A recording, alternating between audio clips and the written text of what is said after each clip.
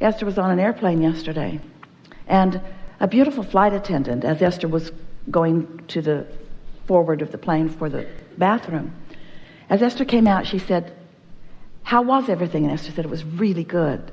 And then this beautiful girl said, "If I really want something, why isn't it coming?" And Esther thought, she must have recognized something about me. Maybe it was the way I drooled on my pillow while I slept for the last hour. And Esther said, "Well, it's easier than any of us allow it to be. We just have to think about what we want instead of its absence." And the woman looked at her like, that wasn't a very good answer. That wasn't a very good answer. And Esther thought, how can I condense this? We've got about 3 minutes here before someone else needs something from this girl. What could I possibly say to her that would help her to know that it really is not as difficult as we think that it is? And Esther said, I think it's about just accepting that good things want to make their way to us and are, and we just have to let our guard down and let them in. And this beautiful girl looked at Esther like, I really need a better answer than that. And Esther's thinking, what could I possibly say? Then it came to her. Esther said, you know what? Everything that you want is already there. And the woman looked at Esther like, are you out of your freaking mind? If everything that I want was already there, then we wouldn't be having this conversation. You're not understanding me. How do I get to where I want to be from this place that is not where I want to be? How do I get from where I am not wanting to be to where I want to be? And the answer is, you can't. You can't. You cannot get from where you don't want to be to where you want to be. You just can't. You got to figure out a way to make where you are a little less of what you don't want. You got to find a way to appreciate the things about what is that match the things that you still want to come. And so Esther said, well, all day, every day, I just try to stay in my lane. And the woman looked at Esther like, this is hopeless, isn't it? Because now you're talking about driving. And Esther said, when I wake up in the morning, and you too, when we wake up, we are in that place where we can let in the things we want. And if we could just stay in that place of letting in the things we want, then the things that we want would just occur to us and appear to us and happen to us. We would have conversations and relationships and experiences. If we could just feel good like we do when we first wake up. And so Esther said, when I first wake up, I realize that I'm new in the world, that I just woke up, and that everything is working out for me in a better way than it ever is right now when I first wake up. And if I can just hold myself in that state of appreciation a little longer and a little longer and a little longer, then things begin to show me how well they're working out for me. Like us talking right now. Don't you think that this is a wonderful thing that we're having this conversation about deliberate creation, about living life on purpose, about getting everything that we want here on an airplane with all of these people? Don't you think this is sort of an amazing thing? Well, and Esther sat back in her seat and she thought, I am willing to get up every morning for the rest of my life and practice being in my lane. Meaning, you know how to do it. You're in your car, you're driving down the road. You don't try to occupy the same space as a car in front of you. You have a sense of where you are. If you begin to drift a little bit because you're not paying attention and you hear the rumble strip on the side of the road, you do something about it, don't you? You don't wait until you're in the grass before you try to correct it.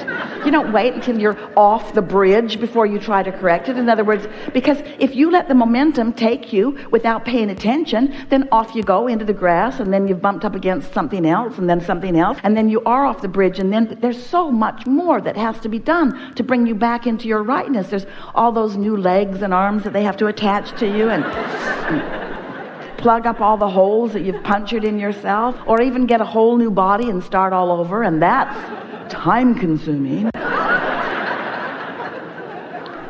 Isn't it nice that you just pay attention to where you are? You deal with it as it comes along because it's natural to you.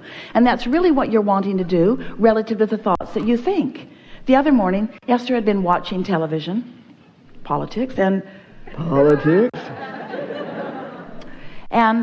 took all of it that she could, and then she turned off the television and thought, well, now I'm informed and depressed.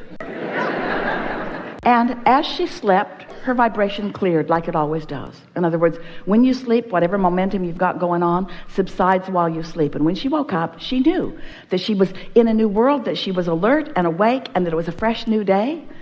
And she thought, ooh, I really want to keep this momentum going. So she brushed her teeth and sat to listen for 15 minutes to the guided meditation.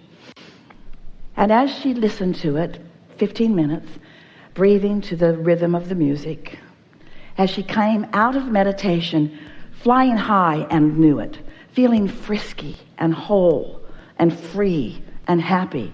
And then a thought came to her mind. Look at the quote on the website. She never looks at the quote on the website. Not like that. So she looked at the quote on the website, and it was screwy. The first 2 sentences were perfect, but behind it was another sentence that started in the middle of the sentence, and it was incorrect. It didn't even make sense. The pieces didn't even go together. And so Esther called Mark, who is the website guy, and said, hey, look at the quote today. And he said, uh-oh, I'll call you back. So he fixed it and called Esther back. And when he called her back, she said, so, how does something like that happen? She's picking a little fight. How does this happen? Well, as I was cutting and pasting, I just didn't quite get the old one out when I pasted the new one in. But wait, I thought this was an automatic download. When I give you these quotes, I thought you were... And then he said something that she had not understood before. And now she's taking issue with what she thought he told her before and what she thinks he's telling her now. So now she's still picking a fight. And then she thought, uh-oh, here I go. I'm out of my lane. The rumble strip is well behind me. I'm off in the grass. And then, just to punctuate it, right before she went off the bridge, she said, the motherlode of all dysfunction, would you like me to do this?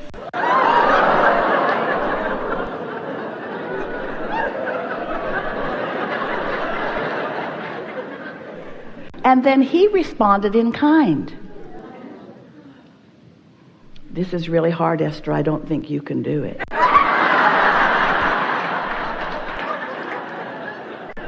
And then Esther said, I'm really smart, but I don't want to do it. And then they hung up the phone, still in love with each other, hanging by a very thin thread. And Esther said, I'm going to sit and write. I'm going to talk to Abraham about this. I'm going to bring myself back into alignment. Now, it was just a sort of thing that happened. In other words, there was a lot of momentum about that. This is something that has been going on for years in terms of it mattering a lot to Esther. These daily quotes matter a lot to Esther because she knows that there are millions of people around the world that are seeing them in one format or another. She wants them to be the way that she wants them to be. So that momentum of guardedness, or that momentum of wanting it to be right, was taking her to a place where she has no business being. She does not want to be there. She could feel that she did not want to be there, and found herself doing something about it, brought herself back into alignment before it went too far. So now all of this, it's only 30 minutes into her day, and already she's been in alignment, out of alignment, in alignment, out of alignment, in alignment, out of alignment, out of alignment, out of alignment, out of alignment, out of alignment, in alignment, in alignment, in alignment. And this is what we are wanting to suggest to you. You have choices all day about how far things go, and you have momentum on some subjects that will take you over the cliff if you even look at them. In other words, there are some subjects that you might want to avoid if you don't want to go off the vibrational cliff. And sometimes you think, because it isn't really a cliff, it's just a vibrational cliff, that maybe it's worth the risk. And we're here to tell you it isn't. that it isn't.